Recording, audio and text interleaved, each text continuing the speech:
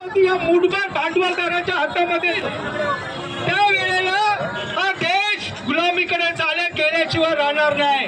लक्षात ठेवा।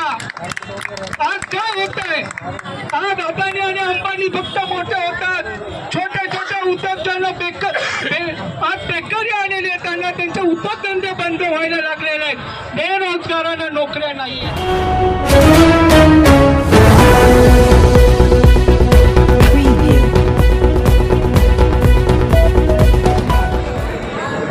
संजय दिना पाटील साहेब यांच्या मशाली या निशाणी समोरील बटन दाबून त्यांना आपण सर्वांनी प्रचंड बहुमताने विजय करायचा आहे। बोला, विजय करणार ना?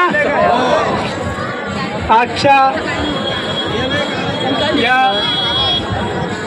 चौकसभेत उपस्थित असलेले सन्माननीय जिल्ह्याचे काँग्रेस जिल्ह्याचे महासचिव नवनीत नाडर साहेब, काँग्रेसचे 135चे ब्लॉक अध्यक्ष वसंत कुंभार साहेब, त्याचप्रमाणे अख्तर शेख साहेब, शिवसेनेचे विभाग प्रमुख प्रज्ञा सकपाल ताई, त्याचप्रमाणे वार्डाचे अध्यक्ष मोहन सोंडगे साहेब, रवी सावंत, त्याचप्रमाणे गवणे मॅडम, पावले मॅडम, या ठिकाणी आत्ताच भाषण केलेलं उमरबाई, त्याचप्रमाणे इंडिया आघाडीचे सर्व पदाधिकारी, सर्व वरिष्ठ नेते, माझे बंधू, माझ्या भगिनींनो आणि माझ्या मित्रांनो, 2014 मध्ये भारतीय जनता पक्षाने डिजिटल इंडियाचा नारा दिला। सबका साथ सबका विकास, प्रत्येकाच्या खात्यामध्ये 15 लाख रुपये येणार, बेरोजगारांना नोकरी मिळणार, शेतकऱ्यांना हमी भाव मिळणार, प्रत्येकाला घरं मिळणार, असे अनेक जुमले भारतीय जनता पार्टीने 2014 मध्ये या तमाम जनतेला दिलं आणि कुठेतरी बदल हवा म्हणून त्या बीजेपीच्या आमिषाला बळी पडून त्यांनी त्या कमळाचं बटन दाबलं आणि आज आमचा जो समाज आहे, हा जो मतदार आहे, आज तो चिखलामध्ये जायला लागलेला आहे। बांधवांनो,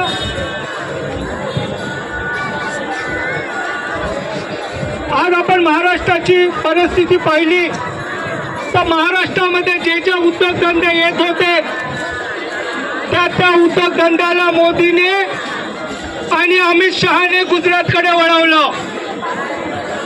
या देशामध्ये राष्ट्रवादी पार्टी आणि शिवसेना पार्टी यांच्यामध्ये हुबे फूट पाडली।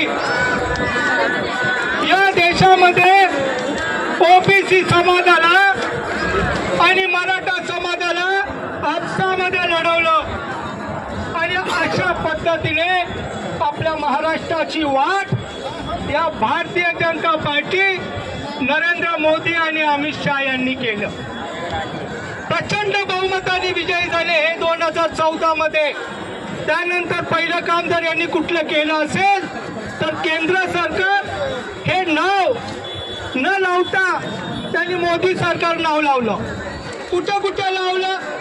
संडासाच्या जागेवर पण मोदी सरकार, बाथरूम मध्ये पण मोदी सरकार, रेशनच्या गोणीवर मोदी सरकार, औषधावरती मोदी सरकार, असं कुठलं एखादं ठिकाण नाही आहे। सरकारी सगळे कागदपत्र, बस घ्या, ट्रेन घ्या, बैलगाडी घ्या, सगळीकडे मोदी सरकार असं नाव देऊन या देशातली संपत्ती, या कामगारांचा टॅक्सचा पैसा या व्यक्तीने असा पाण्यासारखा वाहून टाकला।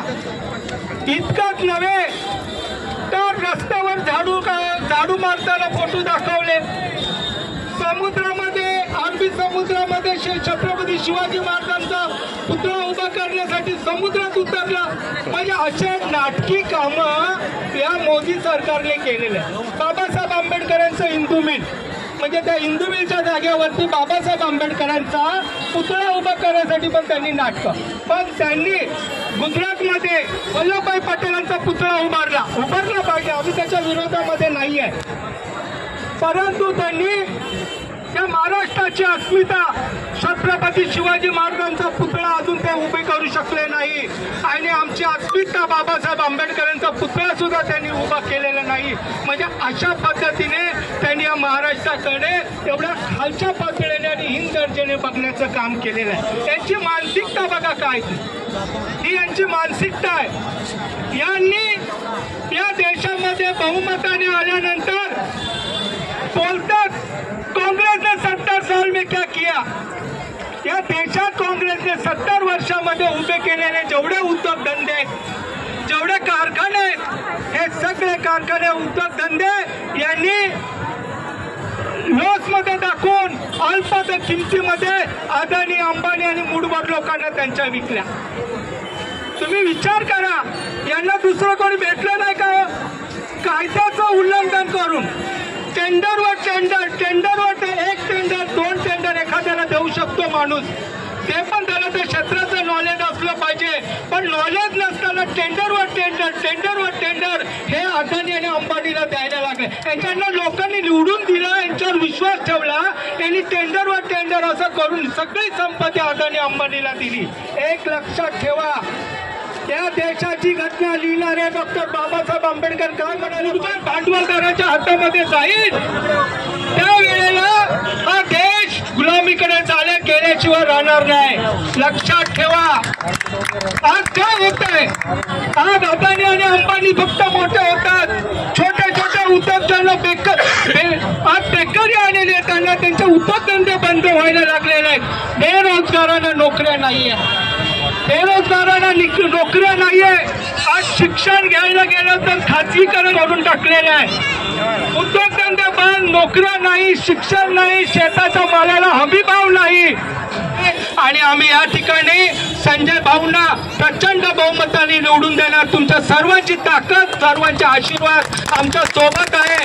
यापुढे लक्षात ठेवा, त्यांच्या कुठल्याही भूलथापांना बळी पडायचं नाही. आणि इकडे लक्षात ठेवायचं, काँग्रेसची निशाणी सुद्धा मशालच आहे. सगळ्या घटक पक्षाची निशाणी ही मशालच आहे. तर तुम्ही बटन दाबा, एवढी मी तुम्हाला सर्वांना विनंती करतो आणि माझे विचार या ठिकाणी थांबवतो. जय हिंद, जय महाराष्ट्र, जय भीम.